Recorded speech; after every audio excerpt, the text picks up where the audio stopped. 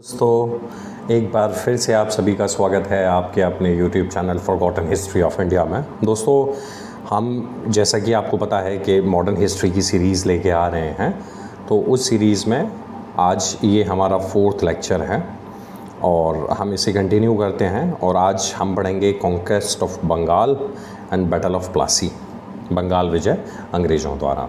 Alright, तो ये मेरा चैनल है forgotten history of India. This video is presented by me Samar. अगर ये वीडियो पसंद आता है तो ड्रिल आपको पता ही है, आपको वीडियो को लाइक करना है, चैनल को सब्सक्राइब करना है और अगर आपके कोई भी सजेशन है तो कमेंट करने हैं। तो चलिए शुरू करते हैं। पहले जानते हैं कि बैकग्राउंड क्या था। जैसा कि बच्चों आप सभी को पता है, अब तक यानी कि 1750s तक ये दौर कब का है, 1750 के बाद की बात है। ऑलराइट, 1750 के बाद में क्या था कि ब्रिटिशर्स ने अपने आप को एज अ पावर के तौर पर कंसोलिडेट कर दिया था। अगर आप 1750s तक देखोगे तो पोर्चुगीज़ जा चुके हैं, डच को हराया जा चुका है। डच को कौन से बैटल में हराया गया था? तो डच को हराया गया था बैटल ऑफ बिदारा में। ऑलराइट, बैटल ऑफ बिदारा याद रखना है भाई नाम आपको। और इसके अलावा फ्रेंच रह गए। अब फ्रेंच जो हैं आप सब जानते हैं कि 1759 में बैटल ऑफ वॉन्डीवॉश होगा और उसके बाद जो फ्रेंच है वो पावर पूरे तरीके से इंडिया में ख़त्म हो जाएगी। फ्रेंच किससे हारे? बैटल ऑफ वॉन्डीवॉश से। ऑलराइट, बट इस वक्त तक जब इन्होंने बंगाल कॉन्क्वेस्ट किया ब्रिटिशर्स ने, उस वक्त तक बच्चों फ्रेंच थे। ऑलराइट, अब जब मैं आपको मैप दिखाऊंगा तब आपको एक्चुअल में सिचुएशन ज़्यादा बेहतर तरीके से क्लियर होगी कि उस वक्त था क्या। चलो पहले मैं मैप दिखा देता हूँ, उससे आपको सिचुएशन अच्छे से क्लियर हो जाएगी। देखो बच्चों, ये है वो मैप। ओके, मैं जूम कर देता हूँ आपके लिए। ये रहा ये मैप। ऑलराइट, ये मैप में आप अच्छे से देख पा रहे हो बच्चों। देखो ये बीच सेंटर में है आपकी मराठा कन्फेडरेसी, यहीं कहीं है आपका राजपूताना। और आज जो हम बात करेंगे वो है ये रहा आपका बंगाल। तो जो आज के मॉडर्न डे बंगाल है ये उससे कहीं बड़ा है। इसके अंदर बंगाल भी आता है, ये बिहार वाला सेक्शन भी आप देख रहे हो, कुछ उड़ीसा वाला सेक्शन भी देख रहे हो, और बंगाल तो एज इट इज़ है ही। इसके अलावा बच्चों ये रहा अवध। अवध के बारे में आप काफ़ी ज़्यादा प्रोमिनेंटली पढ़ोगे 1857 के रिवॉल्ट में, और आप पाओगे कि Awadh was the AP centre of the 1857 revolt. खैर वापस अपने टॉपिक पे आते हैं। यहाँ मेरा उद्देश्य आपको ये बताना था कि उस वक्त की सिचुएशन क्या है। उस वक्त की सिचुएशन आप पूरे तरीके से देख पा रहे हैं। ये बंगाल, ये अवध, ये मराठा एम्पायर, जैसे कि आपको देखने में पता भी लग रहा है कि काफ़ी बड़ा है। ऑलराइट, थोड़ा पिंच आउट करके जाते हैं। और ये नीचे आप देख भी पा रहे हैं, ये है मैसूर। ये वाला मैसूर वाला रीजन है। और ये आपको ईस्ट इंडिया कंपनी वगैरह का भी दिखाई दे रहा है। देखो ये नीचे इधर ये फ्रेंच कॉलोनीज़ जो हैं, ये भी फ्रेंच सेटलमेंट हैं, वो भी आपको दिखाई दे रहे हैं। Alright, that's it. ये उस वक्त की सिचुएशन है जो मोटा मोटी आपको याद रहनी चाहिए कि उस वक्त सिचुएशन क्या थी। इसके अलावा एक और ब्लैक एंड वाइट मैप मैंने आपके ये भी लगा दिया है। अगर आप इसे पढ़ना चाहें तो इससे भी थोड़ा बहुत एक बार देख सकते हैं। तो इसमें मेरा उद्देश्य ये था कि आपको थोड़ा बहुत फेमिलियर कराना कि उस वक्त की सिचुएशन क्या थी। ये 1750 के दौर की कहानी है। अब अपने टॉपिक पे वापस आते हैं, शुरुआत करते हैं। देखिए सुराजुद्दौला हुआ ये था कि 1741 की स्टोरी में आपको 1741 में लेके चलता हूँ, जब 1741 में अलीवर्दी खान कौन बनेगा? अलीवर्दी खान जो था वो डिप्टी गवर्नर बनेगा बिहार का। बच्चों कौन बनेगा? अलीवर्दी खान। वो अलीवर्दी खान क्या करेगा? उस वक्त बंगाल के गवर्नर की हत्या कर देगा। और उस वक्त बंगाल का गवर्नर था सरफराज खान। अब इनके नाम याद रखने इम्पॉर्टेंट हैं? नहीं, इम्पॉर्टेंट नहीं है। अलीवर्दी खान का अगर आप नाम याद रखना चाहते हो तो आप रख सकते हैं, otherwise there is no need of that. 1741 में अलीवर्दी खान किसका बना? बिहार का डिप्टी गवर्नर बना। और किसकी हत्या कर देगा? चूंकि बिहार का डिप्टी गवर्नर बनेगा तो थोड़ा पावरफुल हो जाएगा और बंगाल के सरफराज खान की हत्या कर देगा। और बंगाल को इस तरीके से अलीवर्दी खान के तौर पे एक नया रूलर मिल जाएगा। और जैसा कि आप सभी को पता है कि उस वक्त तक 1741 तक आते आते आपको अच्छे से पता है कि जो मुग़ल जो थे वो पूरे तरीके से डिसइंटीग्रेट हो गए हैं। मुग़लों के हाथ में कोई भी पावर नहीं है। और जैसे ही मुग़लों के हाथ से पावर जाएगी बच्चों, तो अलीवर्दी खान जो था वो अपने आप को इंडिपेंडेंट रूलर घोषित कर देगा। ऑलराइट, इसी बीच क्या होगा, जैसे कि मैंने आपको बताया पिछले मैप पे, एक बार और स्लाइड पे मैं लेके चलता हूँ कुछ बताने के लिए। देखो बंगाल जो है ना, उसका डायरेक्ट बॉर्डर किससे मिल रहा है? मराठास से। तो हुआ ये था कि जब 1740s में यानी 1750s में, आप 40 से एरा मानो लगभग 1756 तक, यानी कि लगभग 16 साल में, इस 16 साल में क्या था, लगातार बंगाल जो था उसका मराठा कन्फेडरेसी यानी मराठाई कन्फेडरेसी आप देख भी पा रहे हैं इसके साथ, और चूँकि ये बॉर्डर है, ये जो मैं बॉर्डर बना रहा हूँ है ना, अब ये बॉर्डर होने की वजह से बंगाल और इनके बीच में लगातार टसल जारी रहेगी। यानी कि अलीवर्दी खान कहाँ बिजी रहेगा? मराठास के जो भी एग्रेशन को पीछे धकेलने में। इसी दौरान क्या हो रहा था बच्चों के जो ब्रिटिशर्स थे ना, ब्रिटिश ने क्या किया, दे वर वेरी चालाक और कनिंग आप उन्हें बोल सकते हैं। उन्होंने क्या किया, बंगाल के अंदर व्हाट दे डिड, उन्होंने ये बोला, जो बंगाल के अलीवर्दी खान था उसे उन्होंने बोला कि भैया देखो ऐसा है कि हमारी यहाँ पे हैं कॉलोनीज़, जैसे कि आप सभी को पता है कि कलकत्ता वगैरह जो भी है सेटलमेंट है ब्रिटिशर्स के, तो ब्रिटिशर्स ने उन्हें प्रोटेक्ट करने के लिए ब्रिटिशर सेड कि भाई हमको फोर्टिफिकेशन करना पड़ेगा, और इसीलिए उन्होंने फोर्ट विलियम जो आपने सुना होगा वो उन्होंने बनाया, और इसके बाद जो अपनी जो भी सेटलमेंट्स थे बच्चों उनका फोर्टिफिकेशन करना चालू किया। और फोर्टिफिकेशन किस प्रिटेक्स्ट पे करना चालू किया, मतलब किस वजह से करना चालू किया, ये बता के कि भाई ऐसा हो सकता है कि जो मराठास हैं वो हमारे ऊपर हमला कर सकते हैं। Alright, that's a very clear thing. यहाँ तक बात समझ में आ गई कि किस तरीके से ब्रिटिशर्स ने मराठा और बंगाल के बीच में हो रहे जो एक तरीके से सत्ता के लिए लड़ाई थी उसका फ़ायदा उठाकर अपनी जो भी सेटलमेंट्स थे उनका फोर्टिफिकेशन कर दिया। ऑलराइट, अब थोड़ा आगे चलते हैं। अब क्या होता है, अब अलीवर्दी खान जो है वो, भाई अलीवर्दी खान के टाइम पे था क्या कि जो ब्रिटिशर्स थे उनकी उतनी चली नहीं बच्चों। अब अलीवर्दी खान की क्या है, पर चूंकि अलीवर्दी खान जो है 1750s तक आते आते ये बात अच्छे से समझ गया था कि भाई ब्रिटिशर्स जो हैं उनकी जो सोच है वो कहीं ना कहीं कुछ ना कुछ उसमें गड़बड़ है, क्योंकि वो लोग जो फोर्टिफिकेशन कर रहे हैं वो कल को शायद मेरे लिए भी समस्या हो सकती है। और इसका क्लियर एग्जाम्पल दिखा बच्चों कर्नाटक में। आपने बैटल ऑफ कर्नाटिक्स जो हैं वो मैंने पिछले लेक्चर्स में आपको पढ़ाए हैं, और अगर आपने नहीं देखे हैं तो प्लीज़ गो एंड वॉच, ठीक है। तो कर्नाटक वाले रीजन में अगर आप जाओगे तो आपको पता लगेगा कि वहाँ पर क्लियरली यूरोपियन पावर्स का इंटरफेरेंस हो रहा था, किस जगह पे, आपके राजा बनाने के लिए। और एक तरीके का आप देखोगे तो वहाँ पे तो फ्रेंच का डोमिनेंस भी था और ब्रिटिशर्स का भी काफ़ी अच्छा खासा डोमिनेंस था। तो इस वजह से अलीवर्दी खान को ये बात क्लियरली पता थी, और उनके दिमाग में कहीं ना कहीं ये था कि ब्रिटिश ऐसा हो सकता है कि कल को हमारे ही राज्य में, हमारे इंटरनल पॉलिटिक्स में इंटरफेयर ना करने लगें। इस वजह से 1756 तक आते आते, यानी कि अपनी मृत्यु से थोड़ा सा पहले, उसने यूरोपियंस को क्लियर में एक आदेश जारी किया था। उस दौरान कौन कौन से यूरोपियंस जो थे वो बंगाल में थे बच्चों? फ्रेंच और ब्रिटिश दोनों ही थे, और उन दोनों को क्लियर बोल दिया गया कि भैया एक काम करो, आपका जो भी यहाँ पे सेटलमेंट हो रहा है, राइट, मतलब आपने जो भी अपनी जो भी चीज़ें बना रखी हैं उनका फोर्टिफिकेशन जो है वो तुरंत प्रभाव से रोक दो। तो फ्रेंच जो थे ना बच्चों वो तो तुरंत प्रभाव से रोक देते हैं, बट ब्रिटिश जो है उसको नहीं रोकते हैं।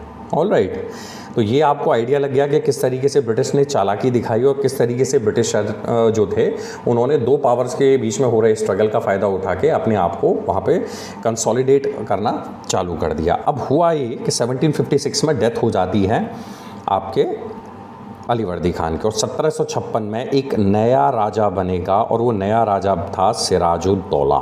सिराजुद्दौला की एज कम थी बच्चों, मतलब यंग थे काफ़ी। तो सिराजुद्दौला को अपने ग्रैंडफादर की वजह से काफ़ी सारी मतलब चीज़ों के बारे में भी पता चला, और दूसरी बात ये थी कि ब्रिटिशर्स के ट्रू नेचर के बारे में उस वक्त काफ़ी ज़्यादा ओपनली बंगाल में बात होती थी कि भाई ब्रिटिश का जो इंटेंशन है वो इतना क्लियर नहीं है। बट इसी दौरान बच्चों एक और यहाँ पे व्यक्ति था जो आपको पिक्चर में बाद में भी आएगा, ही वॉज मीर जाफ़र। मीर जाफ़र कौन था बच्चों? मीर जाफ़र जो था ना वो अलीवर्दी खान की बहन जो थी उसका हस्बैंड था, यानी कि जीजा था अलीवर्दी खान का मीर जाफ़र। अब मीर जाफ़र जो था बच्चों वो अपने आप को राजा बनाना चाहता था। राजा बना सिराजुद्दौला, अलीवर्दी खान का पोता, सिराजुद्दौला सॉरी। तो अब ऑब्वियसली बात है भाई मीर जाफ़र को ये बात बुरी लगेगी, मीर जाफ़र खुद को अपने आप को राजा बनाना चाहता था। इसके अलावा कुछ और एक नाम हैं जो आपको याद रखने हैं, जो कि उस वक्त सिराजुद्दौला से थोड़े से मतलब थोड़ा सा नहीं, काफ़ी हद तक एक तरीके से आप ये मानिए कि इनके साथ रिलेशंस बिल्कुल भी अच्छे नहीं थे। उसमें से कुछ हैं, लाइक जैसे जगत सेठ, नाम याद रखना है आपको, एक तरीके के ट्रेटर्स ही थे ये। ओमनी चंद, इसके अलावा राय बल्लभ, ऑल राइट, राय दुर्लभ, राय की उपाधि ब्रिटिशर्स दिया करते थे।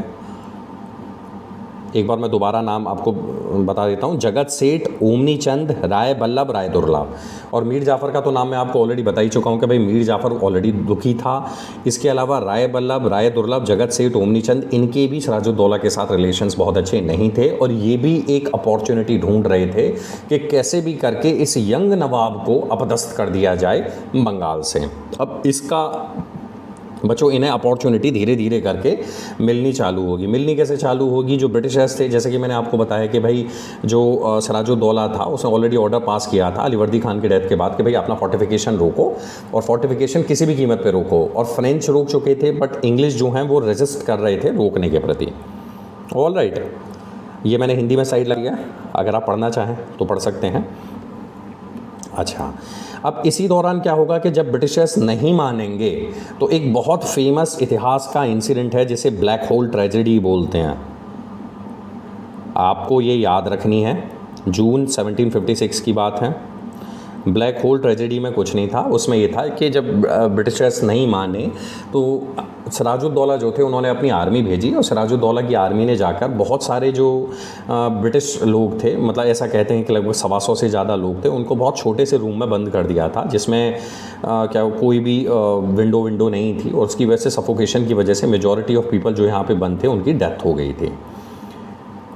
ऑल राइट, और इसी दौरान आप समझो कि एक और ब्रिटिश जेंटलमैन यानी कि क्लाइव, वो बंदा एक मौका तलाश रहा था कि किसी भी तरीके से यहाँ किसी के भी प्रोटेक्स्ट पर, मतलब कोई भी बहाना लेकर इसके ऊपर हमला कर दिया जाए। और चूंकि इसी के बैकड्रॉप में बच्चों हो क्या रहा था कि जो जाफ़र था ना, मीर जाफ़र, जैसे कि आप यहाँ पढ़ भी पाओगे, मीर जाफ़र के साथ क्लाइव ऑलरेडी संधियाँ कर चुका था।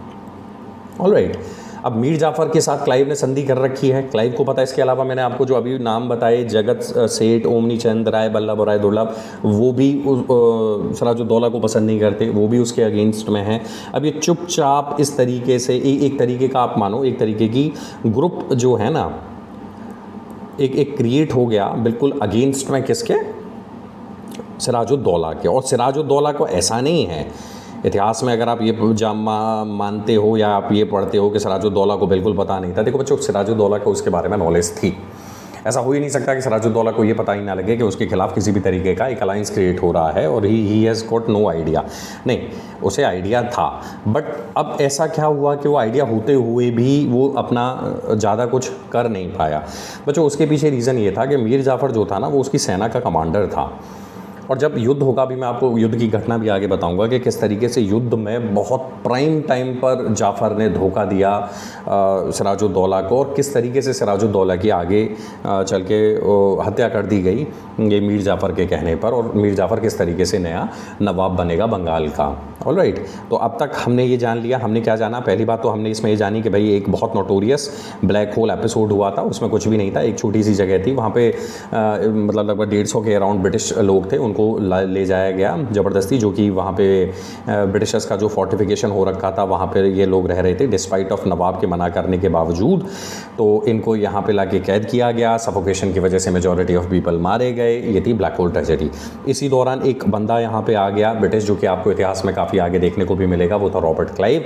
और रॉबर्ट क्लाइव ने क्या किया, मीर जाफ़र के साथ मिलकर सिराजुद्दौला के अगेंस्ट में एक ग्रुप बनाना चालू कर दिया। इसमें और भी बहुत सारे ट्रेटर्स थे जो कि साथ में मिल गए और उनका एक ही उद्देश्य था, किसी भी तरीके से नवाब जो था सिराजुद्दौला उसको वहाँ से हटाना।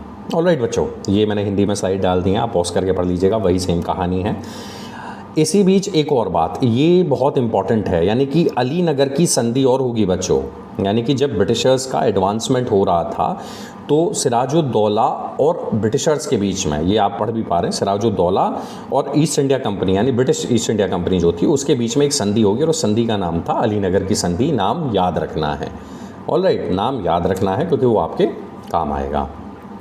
चलिए अब बैटल ऑफ प्लासी पे आते हैं। अब डायरेक्ट आते हैं कि उस बैटल में ऐसा क्या हुआ। देखिए बैटल में क्या हुआ, सिराजुद्दौला को सब तरीके से बेवकूफ़ बनाया गया। ऐसा सुनने में आता है, कहानी आती है कि सिराजुद्दौला जो है, अब ये प्लासी का बैटल होने वाला था तो उसमें ये था कि क्लाइव जो है एडवांसमेंट करके आ रहा था बच्चों। तो जब क्लाइव एडवांसमेंट करके आ रहा था तो ये बात ऑब्वियसली बात है सिराजुद्दौला को तो पता ही थी। सिराजुद्दौला ने अपनी जो आर्मी तैयार करनी चालू करी, और आर्मी तैयार करने के चालू होने के साथ साथ वो एक एस्ट्रोलॉजर से भी मिलते हैं, यानी कि एक ज्योतिषी से भी मिलते हैं, और उस ज्योतिषी से ये जानते हैं कि भाई मेरे जीतने के चांसेस क्या हैं। तो वो ज्योतिषी जो है वो एक तरीके से मोरल डाउन करते हुए उनका सिराजुद्दौला का बोल देता है कि भाई आप नहीं जीत सकते। जबकि सिराजुद्दौला के पास बहुत बड़ी सेना थी, सिराजुद्दौला के पास भी इवन जो रिसोर्सेज थे वो ब्रिटिशर्स से ज़्यादा थे। उस सब के बावजूद भी सिराजुद्दौला का यहाँ पे मोरल डाउन कर दिया गया। अब आप सोच के देखिए कि वो व्यक्ति जो कि शायद युद्ध जीत सकता था, उसका सबसे पहले मोरल डाउन। अब उसमें ये बताते हैं कि जो एस्ट्रोलॉजर्स थे उनको पैसे दिए गए थे, किसके द्वारा दिए गए थे, ऑब्वियसली ब्रिटिशर्स और जाफ़र द्वारा। तो जाफ़र और ब्रिटिशर्स ने एक तरीके का माहौल क्रिएट करना चालू कर दिया नवाब सिराजुद्दौला के अगेंस्ट में, और सिराजुद्दौला शायद यहाँ पे आप एक तरीके से मानो कि चोट खा गए, और उन्होंने इतना इसके बारे में अच्छे से ध्यान नहीं दिया। ओके अब होगा क्या बच्चों के, जैसे ही युद्ध होगा, यानी कि युद्ध होगा ना, तो सिराजुद्दौला की आर्मी आएगी इधर से रॉबर्ट क्लाइव की आर्मी आएगी। रॉबर्ट क्लाइव की आर्मी में बच्चों बहुत थोड़े लोग थे। अब बताते हैं ऐसा कि ये अब कौन से दिन कब हुआ युद्ध, ये डेट याद रखनी है आपको, 23 जून 1757। ऑल राइट, ये डेट याद रखनी है भाई, 23 जून 1757 गर्मियों के दिन थे। इस दिन क्या हुआ बच्चों, जैसे ही सेना आमने सामने आई और थोड़ी बहुत युद्ध हुआ, इसी बीच क्या बारिश पड़ गई। जब बारिश पड़ गई तो ऐसा बताते हैं कि जो सिराजुद्दौला की तरफ से जो तोपें थी ना बच्चों, उन तोपों के जो मुंह जो थे उनमें भर गया पानी। ठीक है, तो एक तरीके से पानी भरने की वजह से दिक्कत हो गई। वहीं जो ब्रिटिशर्स जो थे, जो कैनन्स ब्रिटिशर्स के पास थी, ब्रिटिशर्स ने उनको पानी से बचा लिया, क्योंकि उनको मतलब एक तरीके से था होगा कि भाई बारिश हो सकती है, शायद सिराजुद्दौला की तरफ से ये मिसमैनेजमेंट डेलिबरेटली भी किया गया था, ये भी मानिए भाई, क्योंकि सबको पता था कि सिराजुद्दौला को हराना है। वहीं जो ब्रिटिशर्स जो थे उनकी तरफ से जो कैनन्स वगैरह जो भी थी उन्होंने पानी वानी से बचा ली। और जब दोबारा युद्ध चालू होगा ना बच्चों, तो सिराजुद्दौला की सेना वॉज एक्सपेक्टिंग कि भाई ब्रिटिशर्स के पास तो जब हमारे कैनन्स ख़राब हो गए तो ब्रिटिशर्स के भी कैनन ख़राब हो गए होंगे। सिराजुद्दौला ने सेम अपनी सेना को आगे बढ़ने का ऑर्डर दिया, और वहाँ उधर की तरफ से दूसरी तरफ से कैनन्स गरजे, और एक बहुत बड़ा एक नुकसान जो ब्रिटिशर्स को झेलना पड़ा, सिराजुद्दौला की जो सेना थी उसको झेलना पड़ा, और बहुत एक रिट्रीट करना पड़ा सिराजुद्दौला की सेना को। इसके अलावा बच्चों बिल्कुल एंड टाइम पे धोखेबाज आपके मीर जाफ़र, उसने धोखा दे दिया, जाके ब्रिटिशर्स से मिल गया। ऑल राइट, अब इसमें ऐसा भी आता है कि जो क्लाइव था उसके सिर्फ 18 सैनिक मरे, और सिराजुद्दौला जो थे उसके लगभग 500 से ज़्यादा लोग मर गए। और फिर इसमें ऐसे आता है कि सिराजुद्दौला जो है बैटलफील्ड छोड़ के एक कैमल के ऊपर भाग रहा होता है, और जाफ़र के कहने पर सिराजुद्दौला को पकड़ के लाया जाता है और फिर उसकी हत्या कर दी जाती है। और इस तरीके से जो जाफ़र था वो नया नवाब बन जाएगा बंगाल का। अच्छा बच्चों, एक बात, सबसे इम्पॉर्टेंट बात जो आपके भी दिमाग में एक क्वेश्चन आ रहा होगा कि जब सिराजुद्दौला के पास इतनी बड़ी आर्मी थी और वो सब था, तो इसके बावजूद भी सिराजुद्दौला की आर्मी हारी क्यों? राइट, तो कुछ एक क्वेश्चन देखो। पहला तो सबको पता लग गया कि भाई ट्रेटर्स थे। मीर जाफ़र जो था भाई, मीर जाफ़र और दुनिया भर के बंदे जो मैंने अभी आपको पिछली स्लाइड्स में नाम बताए, वो लोग ट्रेटर्स थे। उनकी धोखेबाजी की वजह से भाई सिराजुद्दौला हारे। इसके अलावा और क्या रीज़न हो सकता है सिराजुद्दौला का? देखिए इस बार यूपीएससी ने भी, यानी 2022 में यूपीएससी ने मेंस का क्वेश्चन पूछा, और उसमें यूपीएससी मेंस के क्वेश्चन में एक बड़ा अच्छा हिस्ट्री का क्वेश्चन उन्होंने पूछा कि जब ब्रिटिश जो थे उनके पास भी जो सेना थी उसमें इंडियंस थे, और जो ब्रिटिश जिनसे लड़ रहे थे उनकी भी सेना में इंडियंस थे। तो कई बार इवन ऐसा भी होता था कि जो ब्रिटिश जिनसे लड़ रहे होते थे उनके पास सेना में रिसोर्सेज भी ज़्यादा होते थे और इवन वेपन्स भी बेटर होते थे, बावजूद उसके ब्रिटिश जीत जाया करते थे। तो उसके कारण क्या थे? देखो उसका एक कारण तो अब आपकी आंखों के आगे यहाँ पे क्लियर हो रहा है कि भाई इंडियन जो भी आपके वो थे किंगडम्स थे या वो थे, उनके साथ सबसे बड़ी समस्या क्या थी? देखो ट्रेटर्स की समस्या थी, यानी कि कोई ना कोई लोग ऐसे थे कि जो कि उनको धोखा देने को हमेशा तैयार रहते थे, और इसकी वजह से दिक्कत होती थी। तो पहला तो आपको पता लग गया कि ट्रेटर यानी धोखेबाज। दूसरा बच्चों एक रीज़न हो सकता है, मतलब अगर आप लिखना चाहें तो इट्स लाइक दैट कि डिसिप्लिन जो होता था ना, वो डिसिप्लिन ब्रिटिश आर्मी में काफ़ी ज़्यादा बेटर हुआ करता था बजाय हमारे जो कंटेम्प्रेरी किंग्स हुआ करते थे उनकी आर्मी के। देखिए ब्रिटिश आर्मी, हमारी आर्मी में जैसा कि आपको पता होगा कि उस वक्त कास्टिज़म वगैरह का भी कभी कभी इशू हो जाया करता था। हालांकि सभी राजा ऐसे नहीं थे, उस सब के बावजूद भी कहीं ना कहीं तो फ्रेगमेंट था ही कास्टिज़म का। उसकी वजह से शायद वो जो डिसिप्लिन आना चाहिए था वो डिसिप्लिन आ नहीं पाया। ओके, इसके अलावा बच्चों एक और बात ये समझो कि ब्रिटिशर्स जो थे वहाँ, Britishers were very intelligent. Britishers एक तरीके से डिस्क्रिमिनेशन भी किया करते थे, बट वो ओपन डिस्क्रिमिनेशन करते हैं, मतलब वो इतने श्रूड नेचर के हैं कि उन्होंने डिस्क्रिमिनेशन किया। और ये जो रेजिमेंटेशन और ये जो जाति के नाम पर जो रेजिमेंटेशन बनाया, ये तो ब्रिटिशर्स का ही बनाया हुआ बच्चों।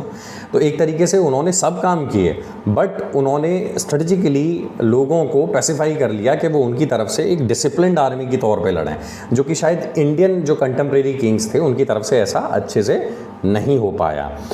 इसके अलावा और क्या हो सकता है? देखिए बच्चों, इसके अलावा एक और बात ये थी कि कभी कभी जो सप्लाई ऑफ वो होती थी रिसोर्सेज की, वो ब्रिटिशर्स के पास अनलिमिटेड थी। ऑलराइट, जो हमारे इंडियन किंग्स हुआ करते थे, आप 1857 के रिवॉल्ट में भी ये देखोगे कि वहाँ पे जो सप्लाई और वो जो चीज़ें होती थी वो उतनी नहीं थी, उतनी मतलब होनी चाहिए थी बट उतनी नहीं हो पाती थी। इसकी वजह से कई बार ना चाहते हुए भी हम लोग उतना एडवांसमेंट ब्रिटिशर्स के अगेंस्ट में नहीं कर पाते थे। इसके अलावा भी बहुत सारे रीज़न्स हैं, और अगर आपके दिमाग में और भी बहुत सारे रीज़न्स आ रहे हैं तो आप प्लीज़ कमेंट सेक्शन में ज़रूर लिख के बताएंगे कि और क्या रीजंस हो सकते हैं जिसकी वजह से हम लोग एक बेटर इक्विप्ड आर्मी, कभी कभी ऐसा नहीं है हमेशा ही हमारी आर्मी इक्विप्ड होती थी बेटर वेपन से, बट हमारी आर्मी बड़ी तो होती थी। ऑलराइट, उस सब के बावजूद भी हम ब्रिटिशर से हार जाते थे। एक और बात बच्चों, हुआ ये था कि जब कार्नेटिक वॉर हो रहा था, यानी कार्नेटिक वॉर यानी जो कार्नेटिक रीजन में जो सक्सेशन यानी कि उत्तराधिकारी की जो लड़ाई चल रही थी, तो उसमें हुआ ये था कि एक फ्रेंच जनरल था। अब उसका नाम प्लीज़ आप कमेंट सेक्शन में एक और ये आप ना कमेंट सेक्शन में ज़रूर लिख के बताना। उससे क्या होगा कि आपका थोड़ा मतलब आप थोड़ा रिसर्च करोगे चीज़ के ऊपर, थोड़ा पढ़ोगे तो आपके लिए ज़्यादा बेटर रहेगा। तो एक फ्रेंच जनरल था, उस फ्रेंच जनरल ने एक बहुत बड़ी सेना को हरा दिया था बच्चों, की थी। तो उससे उसे इस बात का, और पूरी जो यूरोपियन पावर्स थी ना इंडिया में, उनको इस बात का पता लग गया कि यार अगर हमारी जो सेना है वो डिसिप्लिन्ड हो तो हम लोग तो बहुत बड़ी इनकी जो लोकल नेटिव किंग्स की जो सेना है उसको हरा सकते हैं। ऑलराइट, तो ये एक बड़ा रीज़न था जिसकी वजह से जो यूरोपियंस थे उनको एक फ्री हैंड मिल गया। ऑलराइट, इस वजह से ब्रिटिशर्स ने जो आप ये देखोगे जो एडवेंचरिज्म चल रहा है इनका बंगाल वगैरह में, तो उनका एडवेंचरिज्म के पीछे सबसे बड़ा रीज़न यही था। ओके, तो बस ये था आपका बैटल ऑफ प्लासी, ये आपका प्लासी का युद्ध का परिणाम, ये मैंने हिंदी में लिख दिया है। तो एक बार क्विक रिवीजन कर लेते हैं, मैं आपको बता देता हूँ आपको क्या क्या याद रखना है, क्या क्या नहीं याद रखना।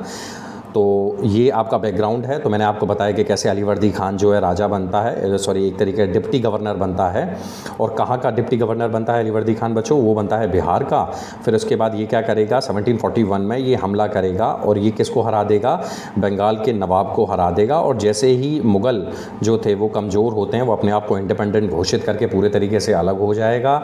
और फिर 1756 में बच्चों, इसी दौरान मैंने आपको बताया कि किस तरीके से मराठास और आपके इनमें बंगाल जो था, इनमें आपस में युद्ध चल रहा था। इसका फ़ायदा कौन उठाएंगे? ब्रिटिश क्या करेंगे, अपना फोर्टिफिकेशन करना चालू कर देंगे।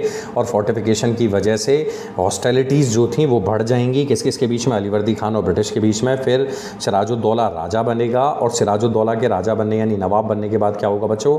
वो सीधे ब्रिटिशर्स को मना करेगा कि भाई अब आप अपना फोर्टिफिकेशन नहीं कर सकते। और इसके मना करने के बाद ऑब्वियसली ब्रिटिशर्स नहीं मानेंगे, फ्रेंच मान गए थे। तो एक ब्लैक होल करके एक मैंने आपको घटना भी बताई कि कैसे एक ब्लैक होल नाम की एक घटना होती है जिसमें ब्रिटिशर्स को जो भी वहाँ उस फोर्ट में मिलते हैं उनकी सेना को उनको लेके आते हैं, वहाँ पे बंद कर देते हैं। 150 के अराउंड लोग थे, सफोकेशन की वजह से उनकी मृत्यु हो जाती है। ऑलराइट, और इसी दौरान एक ब्रिटिश जनरल का भी उदय होगा जिसका नाम था रॉबर्ट क्लाइव, काफ़ी ज़्यादा फेमस था, उसका नाम हो गया। इसके अलावा मैंने आपको डेट बताई कि कैसे 23 जून 1757 ये डेट आपको याद रखनी है। इस दिन बैटल ऑफ प्लासी होगा। फिर वो मैंने पूरी कहानी कैसे बारिश पड़ी और कैसे जाफ़र और इसके अलावा जो और भी व्यक्ति थे उन्होंने धोखा दिया। जाफ़र तो था ही, इसके अलावा जगत सेठ है, आप नाम याद रखने हैं, मैंने इनका नाम आपको बताया। इसके अलावा आपको और भी नाम याद रखने हैं, और ओमनी चंद राय दुर्लभ वगैरह। ऑलराइट, नाम एक दो याद रख लेने हैं, जैसे कि अगर यूपीएससी या कोई भी अगर पब्लिक सर्विस कमीशंस में या एसएससी वगैरह में एग्ज़ाम में नाम पूछते हैं तो आपको पता होना चाहिए। और सिराजुद्दौला के मरने के बाद राजा कौन बनेगा, यानी नवाब कौन बनेगा बच्चों, दैट इज़ मीर जाफ़र नवाब बनेगा। तो ये पूरी आपको प्लासी की कहानी जो है वो पता लगेगी कि भाई किस तरीके से कहानी 1741 में चालू हुई और 1757 में ब्रिटिशर्स ने आके पहला किला फतेह कर लिया। इसके अलावा एक और जो चीज़ आपको क्लियर करनी है वो है मराठा। देखो बच्चों, मैंने पिछले स्लाइड्स में आपको मराठा कन्फेडरेसी दिखाई है, ऑलराइट। कन्फेडरेसी क्या होती है, हालांकि वो तो मैं आपको सब्सिक्वेंट जो भी लेक्चर्स आगे लेके आऊँगा उनमें इसको भी समझाऊंगा, बट अगर आप खुद से यहाँ पर एक बार ये सर्च कर सकें, नहीं कमेंट नहीं करना है, आप खुद से एक बार सर्च कर लीजिए और एक बार ये पता कर लीजिए कि मराठा कन्फेडरेसी एक्चुअल में क्या थी और कितने जो लोकल किंग्स थे उन्होंने मिलके एक तरीके का छोटा सा ग्रुप टाइप बना रखा था। वो मतलब मैंने चलो मतलब आपको बता दिया कन्फेडरेसी का, पर वो राजा कौन कौन से थे अगर आप उनके नाम याद कर सकें तो आपके लिए बड़ा वेल एंड गुड रहेगा फॉर द कॉम्पिटिटिव एग्ज़ाम्स के लिए।